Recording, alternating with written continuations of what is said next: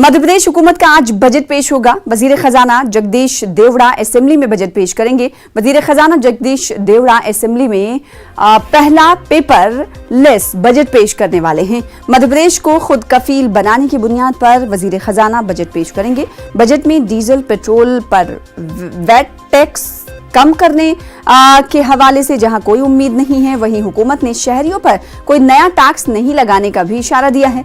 माहिरीन मानते हैं कि 2,40,000 करोड़ का बजट पेश होगा। बजट में तालीम, सयाहत पर खास फोकस करने के साथ साथ रियासत में होने वाले बल्दियाती इंतखाबात का भी ऐलान किया जा सकता है। अक़लियती इदारों को भी बजट से काफी उम्मीदें वाबस्ता हैं। हर बार हर शोबे के लोगों को बजट से उम्मीदें वाबस्ता होती हैं और इस बार मध्य प्रदेश के लोगों को बजट से क्या कुछ उम्मीदें हैं, मजीद अपडेट हासिल कर लेते हैं हमारे साथ हमारे नुमाइंदे मेहताब आलम से। मेहताब आलम, बजट पर सभी की निगाहें मरकूज हैं, कैसा होगा बजट?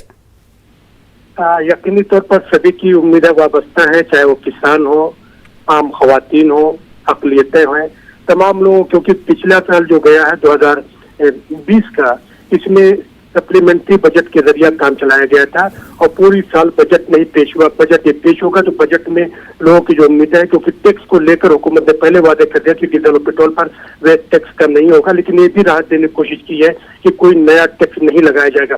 पिछले साल से अगर इस साल की बात करें तो 10 से 12% जो है इजाफे के साथ बजट पेश किया जाएगा और उम्मीद की जा रही है कि 2,40,000 जो है 2,40,000 करोड़ का बजट ये हो सकता है।